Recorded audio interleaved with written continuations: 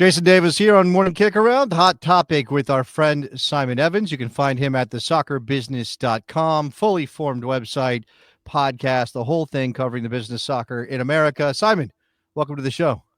Thanks for having me, Jason. I appreciate you making some time for us. I mean, we're still all parsing what MLS 3.0 that Don Garber presented at the MLS All-Star Game last week is all about.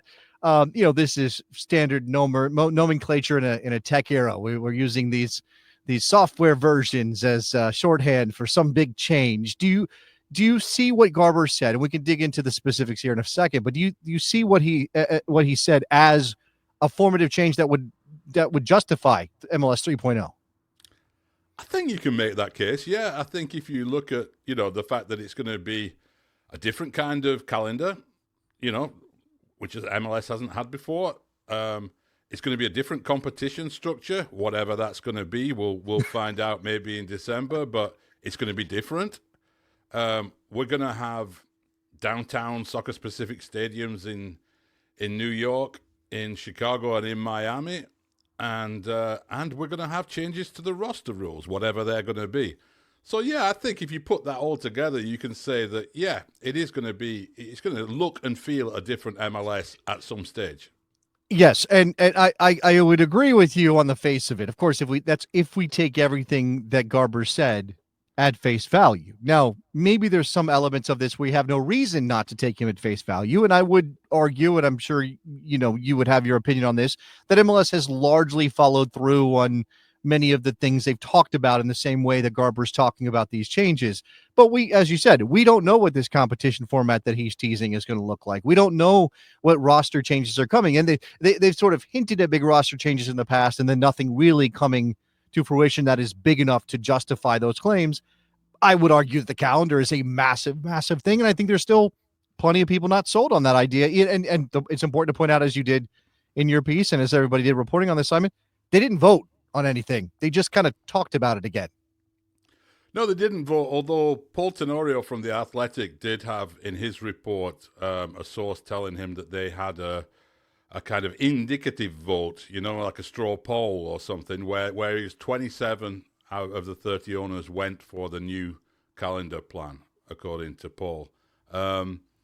And that's certainly, that there was a lot of talk about beforehand. Jonathan Tannenwald had a piece in the Philadelphia Inquirer with someone from the leadership of the Philadelphia Union saying the league has alleviated the concerns around the cold weather markets.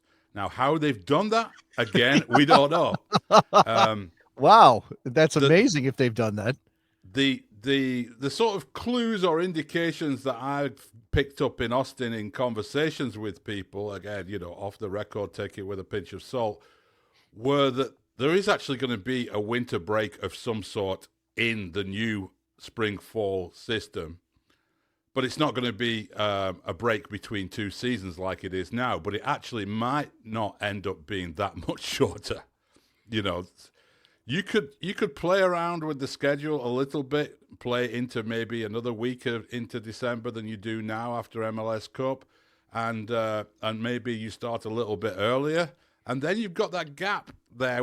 How do you fill the gap? Because if you talk about like a Bundesliga winter break, that's only 2 or 3 weeks, isn't it? Right. Yes. And so that's a floating break that they decide in the season that they're in as well, which is interesting because that's not something you can imagine MLS being able to do from a business perspective. Yeah, so I do wonder. This is just my thinking. This is not based on any information, but I do wonder if Leagues Cup doesn't move to be a tournament played in the southern part of the United States, on the West Coast, the warmer parts, and maybe Mexico, if they had the sense to finally take this tournament to Mexico. If you played that from mid-January to mid-February, you basically filled the gap. Yeah.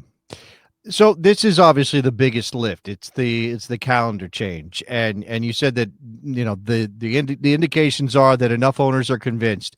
Now I would have to, and I'm just looking at what has come out of this and what Garber said in the aftermath of the meeting, that it seems as though the competition format he's teasing, which look, fans are always ginning up new competition formats for Major League Soccer. It's one of the hobbies that we have as fans. It's great fun, Simon. But I don't think there was any real sense.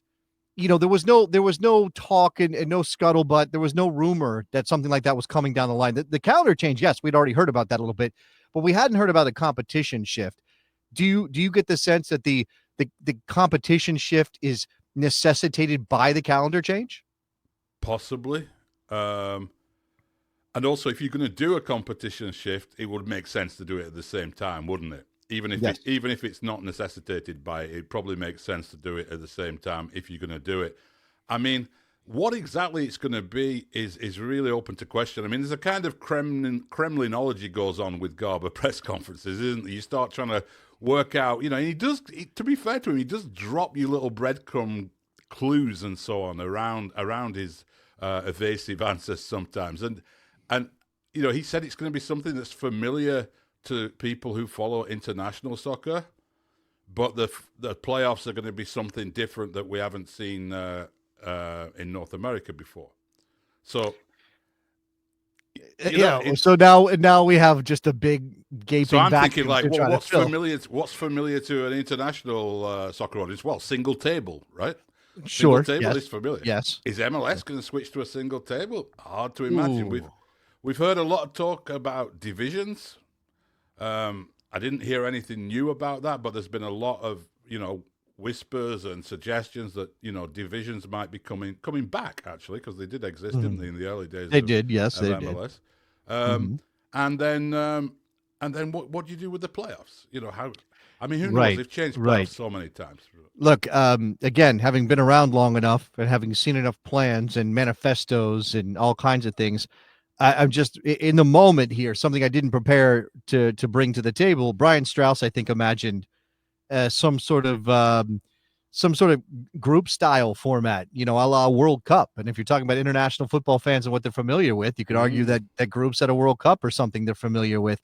We're just speculating here because Garber didn't give us any real concrete answers as to what that might look like. But as I said, if you're going to make such a dramatic change to the rhythm of your season via a calendar shift, then maybe this is part of it. Now, another thing that struck me, and another part of what Garber talked about, Simon, was the television numbers. Now, the immediate response, and I think there is a natural, I'm just going to say it, hater element that kicks in, especially on social media, anytime something about MLS gets announced, that is not, a huge success. And so Garber says that they are averaging 120,000 viewers per match on Apple TV, on MLS unique Season Pass. Viewers. Yeah. That's what he said. He said unique. So that's important.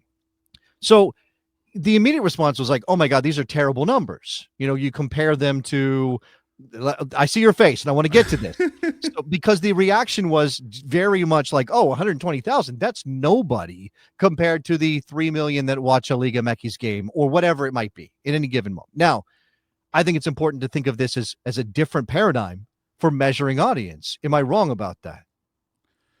Well, the numbers, I mean, there's a whole series of caveats have to be put around that number because that isn't the same number, that isn't the same measurement that's made by Nielsen for broadcasts. So we're not comparing, apples to apples, or it's difficult to really. And Garber actually acknowledged that and said them and Apple are trying to work out how the best way to calculate it is and to present it.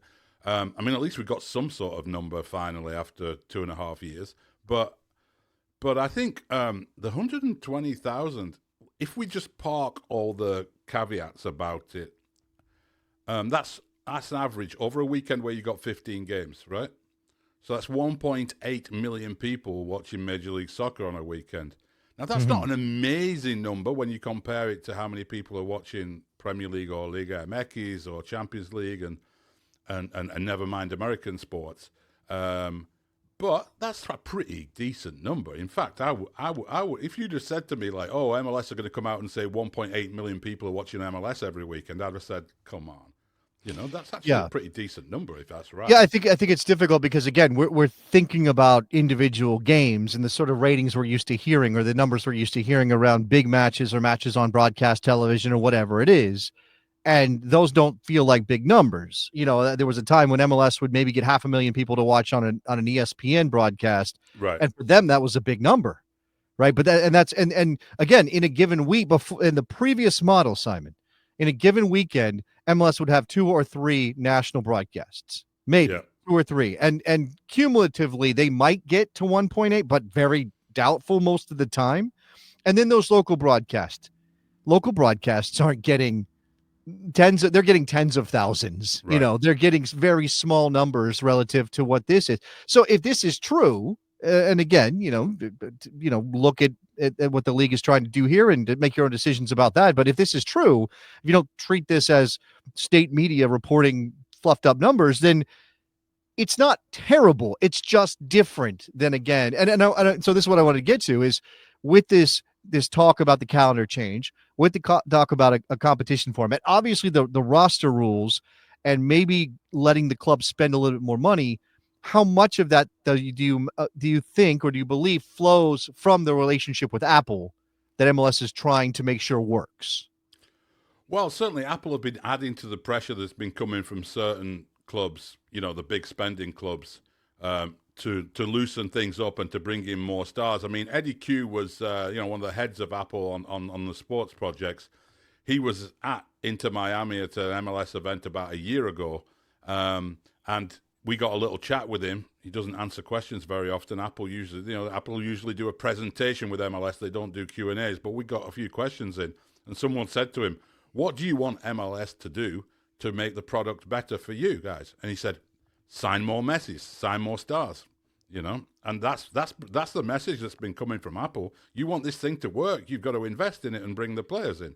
So yes, that has been part of it. I mean, going back to the numbers just very briefly, I mean, it's an average number. So, what we've got to look at is those games like, a Colorado Rapids game against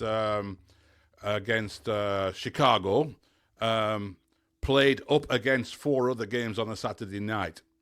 Is that, some of those numbers will be very low, won't they? Of course. Yes, of course. Right. But again, because of the way that the deal works, and there are obviously some simulcast games and Fox and all those, but for the most part, if you're measuring just by every single game is sort of treated the same in terms of the availability of the game, right? They are available to every MLS season pass subscriber. And I know some games are made free through Apple TV, but that's also something I think that's interesting is how many of those unique viewers are paying customers, because that's the whole point here for Apple TV, or for Apple, is to get subscribers.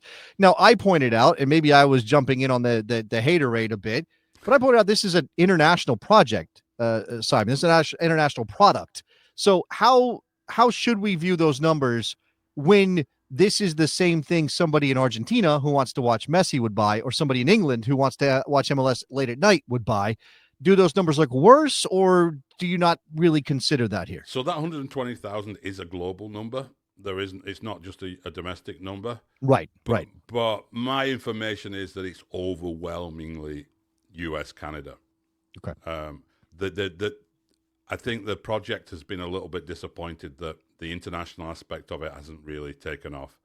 Now, whether that's because they'd banked on Argentina being the main market, and maybe Spain and a few other places in Europe, and maybe Asia with the the individual Messi fans in Asia and so on, and it hasn't worked. Argentina's a tough market, I think, for a product like this, because the economy is obviously really, really struggling. And also, if you look at the numbers, they're Android markets as well. South America is much more of an Android than an Apple market, so which might have been part of the appeal. Who knows? But it's not really that big global number. It's not people watching around the world, because people around the world aren't really watching. Yeah. So again, let's come back to I think the biggest headline, which is that the league seems had to taken a half step closer to the calendar shift, Simon, and Garber outlined the reasons why the league would do that. I think it's really tough to know whether they can pull this off, or whether this is a good idea. And I've seen pieces. Mike DeCourcy wrote a piece that said, "Don't do it. It's a terrible idea. Look at what you built over 30 years. Why would you completely flip your fans over like this. You do, and I've heard plenty of hardcore fans, the fans who would buy season tickets every year and have been doing it for 20 years, Simon, said, I can't do this. I'm not going to games if you change the calendar. So what does MLS risk, and what do they potentially have to gain with this? Well, they risk exactly what you're talking about in the cold weather markets if they're playing home games in very inhospitable conditions. That's evident, isn't it?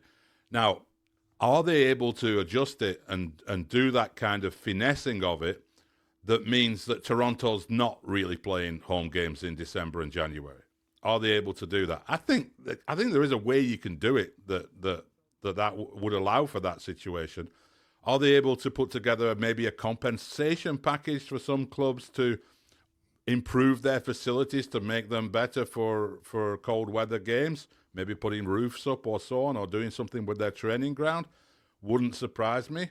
But then, you can hear on the other side people saying in Houston and Dallas, well, we've had to put up with trying to sell tickets for games in 100 degrees heat and so on. So, there's two sides to that, and I'm no doubt that those kind of discussions have been going on.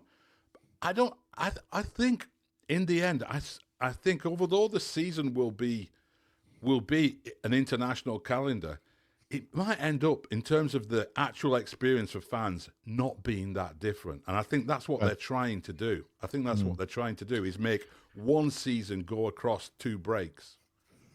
Do you finish with this? One of the arguments that I've heard made about changing the calendar is that right now your biggest games are in the meat of the American football season, and December, when you finally get to a final. There's an international break that often causes problems there with momentum in the playoffs. Do you see May and potentially, I guess, June as more ideal for MLS and those big matches, if indeed the league goes and has an extended playoff tournament? Oh, absolutely. Yeah. I mean, there couldn't be two worse things to be up against than the NFL and college football, could there? I mean, there's going to be competition in that slot, but it's not. I mean, you can't compete with the NFL. Nothing can compete with the NFL. And then probably the closest thing to the NFL is college football in terms of TV audiences and attention and so on. So, I mean, it just makes a huge ton of sense, in my opinion, to move your highest profile bit where you're going to get and it's the casual soccer sports fan who might switch on to MLS for a month. I mean, I do that with American sports. I don't know about you, Jason, but these days with the NBA not covering it as much as I used to do, I'll tune in for the playoffs.